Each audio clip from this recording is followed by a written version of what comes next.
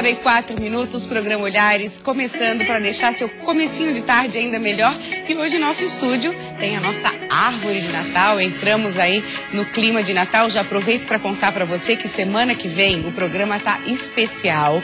Vamos dar muitos presentes para você, que também nos presenteia aí com carinho da sua audiência. Para participar vai ser super fácil, basta você acompanhar o programa, basta assistir o programa Olhares. A partir da segunda-feira nós já vamos começar a distribuir muitos presentes. No programa de hoje estamos recebendo a artista plástica Arlene Della Torre. Vamos ver um trabalho lindo que ela faz com rolhas, com tampas de garrafa, produtos que geralmente a gente acaba descartando, mas nas mãos dela, olha, cada coisa linda, viram obras lindíssimas. A gente vai estar conversando com ela daqui a pouquinho. Vamos tirar dúvidas também sobre a soja. Será que a soja é vilã na nossa alimentação, para a nossa saúde, ou é aliada? Quem vai nos responder é o Dr. Rafael Galassini, médico especialista em emagrecimento, que estará com a gente hoje. Também vamos conhecer no programa de hoje mais sobre o Observatório Social, que fiscaliza a Prefeitura e Câmara de Vereadores, que aí tem tudo a ver com o nosso assunto da semana, que é a cidadania. Deixa eu dar as boas-vindas então para Arlene Della Torre. Um prazer tê-la aqui. Arlene deixou o nosso estúdio ainda mais lindo com as suas obras, né? Eu que agradeço essa oportunidade. É uma satisfação estar aqui no programa Olhares. Vamos contar um pouquinho da sua história. Como é que começou seu envolvimento aí com as artes plásticas?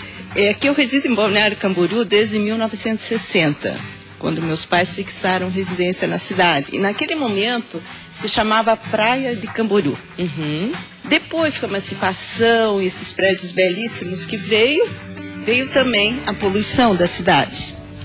E em vista disso, vendo essa necessidade de cuidar do nosso mar e da nossa areia, que é o que a cidade tem de maior riqueza, então eu comecei a ter essa preocupação com o meio ambiente. E como artista plástica eu vi que havia essa possibilidade de transformar todos esses elementos que seriam descartados, que na verdade iriam para o lixo, em obras de arte. Ou pior ainda, estariam poluindo as nossas praias, né? Principalmente por isso.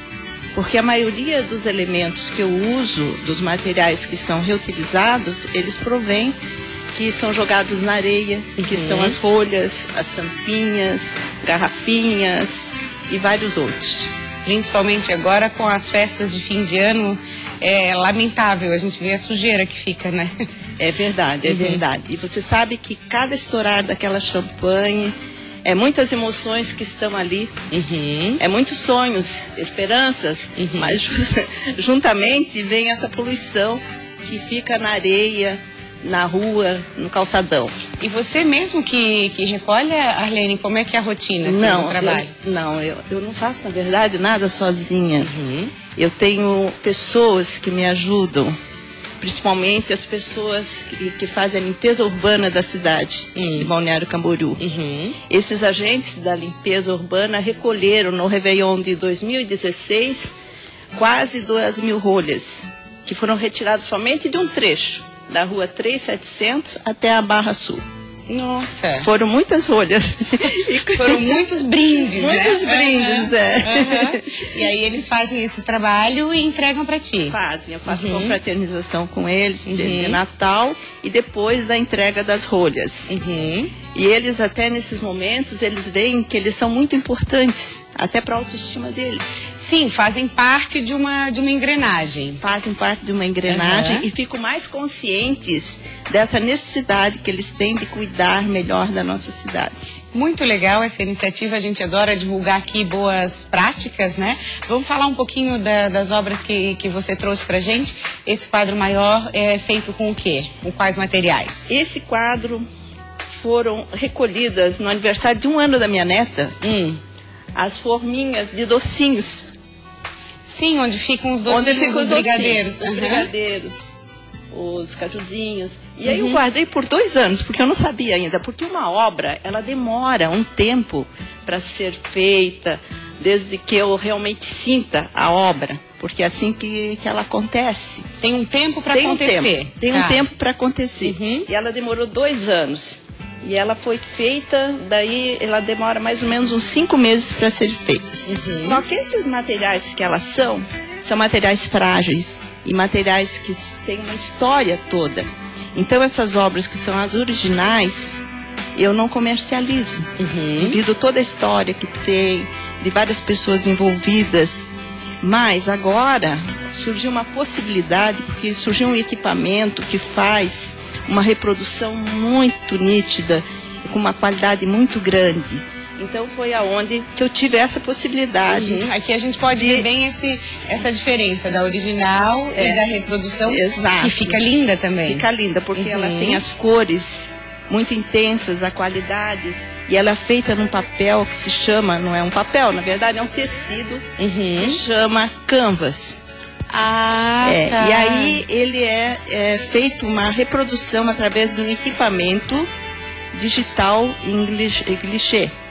Tá, fica então, lindo. Existe todo um processo e isso também, esses elementos também, eles não agridem o meio ambiente. Tá, tem toda essa tem todo esse cuidado também. Ela dura, um quadro desse, que é uma obra de arte, ela dura mais ou menos 100 anos. Tá.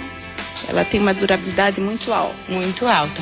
A gente pode conferir seus quadros na exposição até quando? Exato, ele está exposto até o final do mês, no Casa Hall Shopping, em Balneário Camboriú, no horário das 8 às 12 e das 14 às 18. Você tem também muitos motivos marinhos, né? Eu sei que você tem até o golfinho aqui atrás, você trabalha com a questão dos peixes, né? Tem a coisa de Balneário Camboriú, do litoral, vamos dizer assim. Do litoral, porque essas obras todas fazem parte de um projeto que se chama Salve os Oceanos.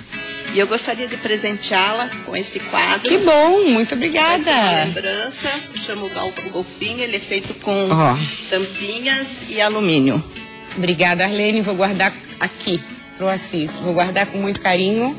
Obrigada e parabéns pelo seu trabalho. Obrigada. Diz mais uma vez até quando vai a sua exposição? Até o final do mês, no Casa Hall Shopping. Até o final do mês, no Casa Hall Shopping, Balneário Camboriú. Quem quiser conferir aí de perto o trabalho dessa nossa artista, Arlene de la Torre, um prazer recebê-la.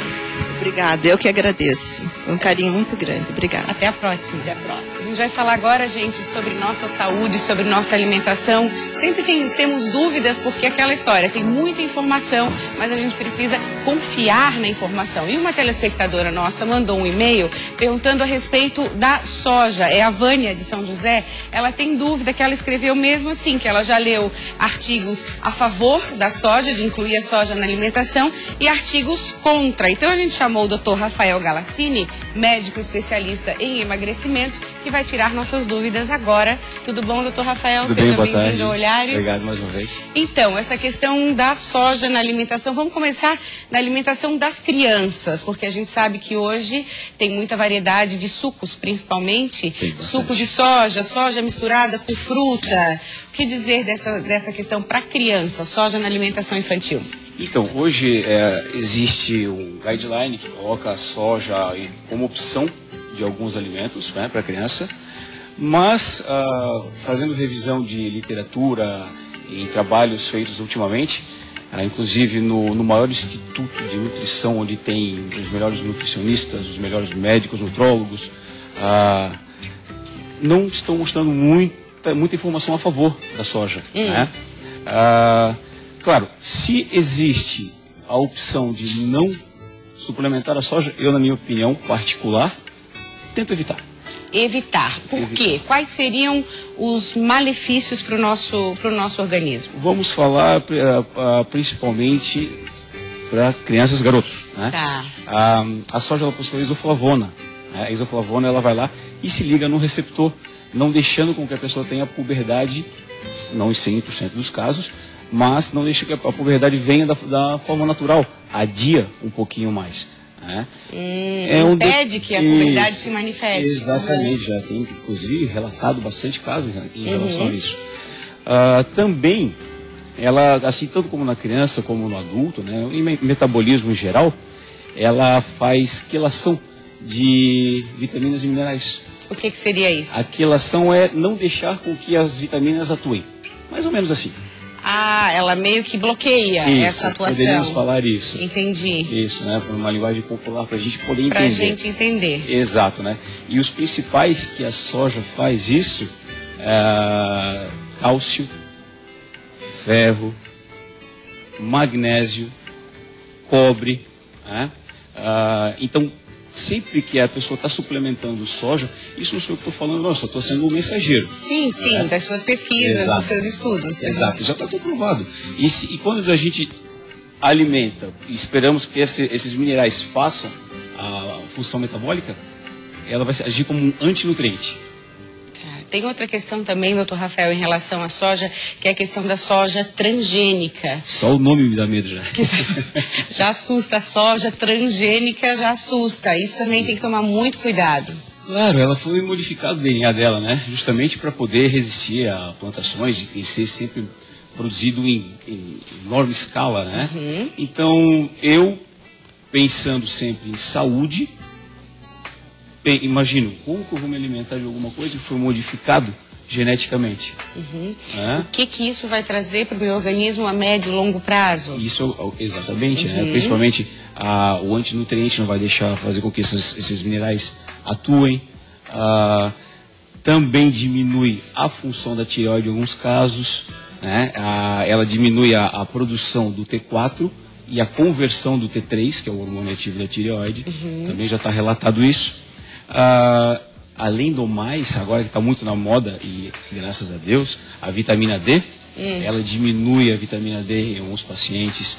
A vitamina B12, cianocobalamina, também vai diminuir a níveis séricos, né? Então, são todos esses trabalhos que eu consegui estudar, averiguar e conseguir trazer essa informação. Já escutei também falar que a soja acaba sendo uma substituta da proteína da carne. Justo. Mito comum. Ou verdade? Então, somando todos esses detalhes que eu trouxe aqui hoje, né? E mais que todos os aminoácidos essenciais que estão na carne não estão na soja, trocar por algo igual. Isso. Não equivale. Não equivale. Então, entre um prato de soja, uma porção de soja e uma carne vermelha, eu como a carne vermelha. Com certeza. E mal passada. E mal passada. Vai trazer mais benefícios, né? São essas substituições que a gente precisa aprender em busca de uma qualidade de vida. A gente fala muito dessa questão, não é dieta, né, doutor Rafael? É mudança de estilo de vida. Eu queria que você terminasse a entrevista com essa mensagem. Exato. Comer saudável, né? Dieta, eu não uso essa palavra, né? A pessoa tem que comer de forma correta, sem modismo, sem, sem ficar viciado nessa palavra dieta. Que isso, para mim, na minha opinião, e para o paciente, já ele vai dar um passo atrás. Parece que restringe, né? Não tem que fazer dieta restritiva. Tem que comer de forma correta. Tá bom, muito obrigada mais uma vez pela sua presença. A gente vai fazer um rápido intervalo. A seguir, vamos conhecer um observatório que fiscaliza Prefeitura e Câmara de Vereadores a favor da cidadania. A gente já volta.